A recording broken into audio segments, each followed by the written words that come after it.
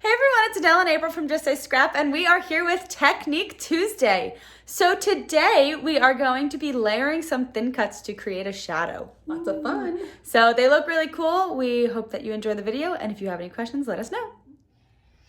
All right, so today it's another simple technique. We've been pulling out the simple techniques lately, but they just look really nice in your albums or your cards or anything like that. So I actually have one of our 6x8 albums here. Oops, I opened it upside down. This is how we keep our thin cuts, but we are actually starting to transfer these a little bit. We used to use our 6x8 page protectors, which they work really well. But if you didn't know, Close to My Heart just came out with 6x8 envelopes, which Mom's gonna go run and grab. But I'm gonna continue going on just to kind of show you guys a few things, and then we'll show you the envelopes that we're talking about. So today we're gonna be using our classic alphabet. That is what this is. I don't exactly know a word that we're gonna do. I have to think of something.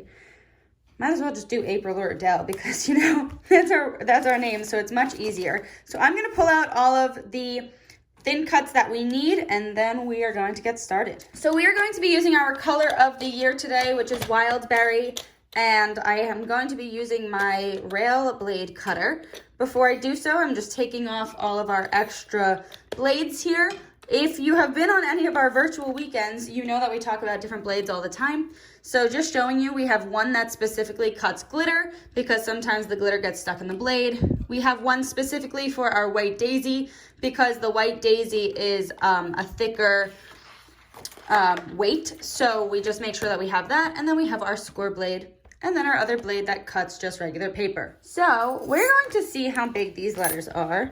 And they are about a 2x2. Maybe a little bit less, maybe like a 1.5. But I'm gonna cut a 2-inch strip. Maybe I'll cut a 1 3/4 inch strip on our Wild Berry here. And then we are going to move this off to the side. And yeah, that works. Then pull in our handy dandy die cutting machine here, as I almost knock over Mom's coffee, which would have been very bad. So we're gonna set this up with our plates and get started. If you can never remember how to put these together, if you are using the Close to My Heart one, this is the Using Magnetic platform. So you have to set your die cut to letter 2D emboss, which it's on. Tension at 0, adjust accordingly. We are slightly off of 0. I will just move it back to 0. And then you wanna have the platform, which is this big thing. It says platform. We then want to put the magnetic cutting mat, which I have right here, with the face that says use this side only up. Then we want to put the paper with the side that you want up. So I'm going to use this. I have hair on it. I don't know why. Then we're going to put our thin cuts down.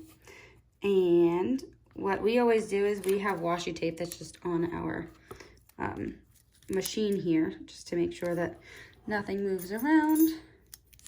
Sometimes I use it, sometimes I don't. Depends on my mood. Mom always uses it. I don't have some of them, so I'm just gonna. There's more. Ooh, there's more washi tape. She's hiding one in the drawer. Oh, not that one. I always have my handy dandy washi tape in here. Okay, so we're just gonna washi tape these letters up. All right, and then we put our clear adapter on top, which is this clear adapter.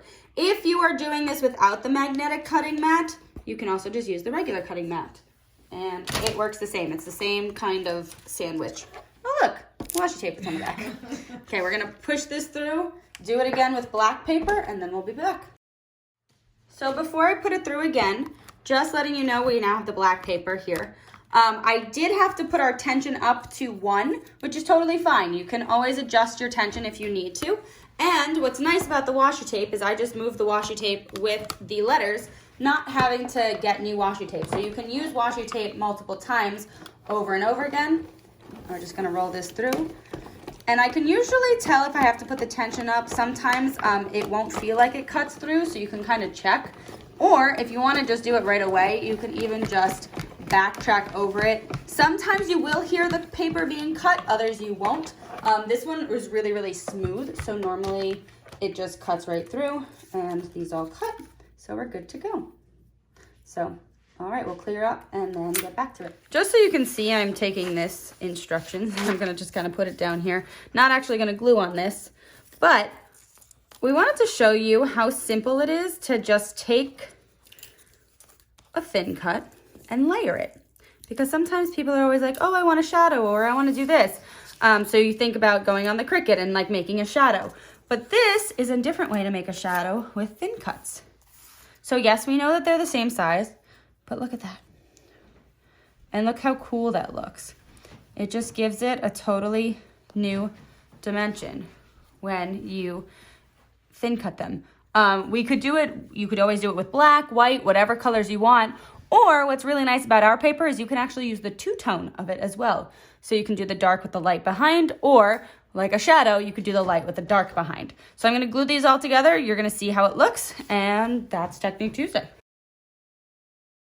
So what I really like about this glue is I totally put the glue in the wrong spot there.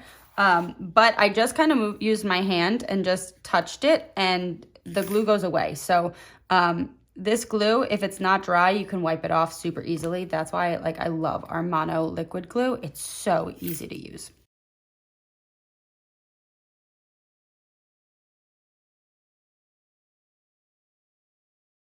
All right, and there you have it. You have our shadowed letters. They look super awesome. So even on a 1D surface like this, it actually gives it the look of being 3D. If you even wanted to make it 3D, you could totally do this same effect with 3D foam tape, thin or thick. It would totally work. So if you're working with a project and you want to do something like this and actually have it pop out and look like it has that shadow as well, you could do this. Or without the tape, you just do this. And yeah, it looks really cool, I think. Also, I totally forgot to show you, but Mom did bring up our new 6x8 paper organizers here. So it's got the nice pocket, just like our 12x12 and our 6x6s. And this one's really cool because it does have the 3 rings, so you can just put it right into a book like this. So this is our cupcake thin cut, our cupcake card.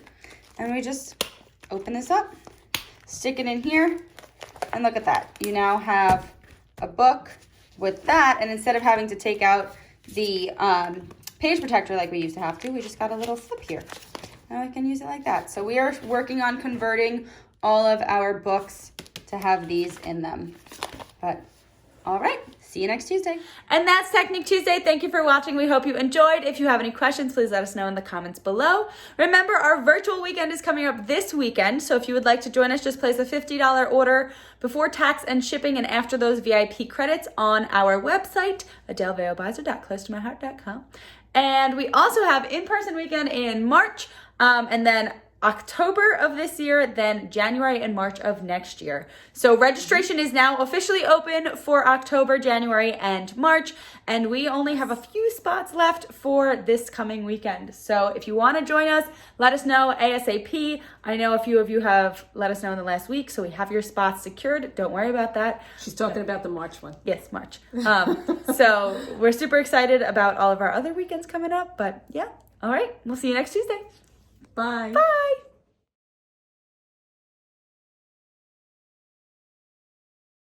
Paper. Are you looking for them? Whatever this thing's called. No. It's all the way at the bottom if it's not. I'm recording again, mister. On a 1D surface, or 2D, whatever you would call this. What is this? 2D, 1D? Who knows? 0D? 0D. Double D. It's not double D. No. Outtakes.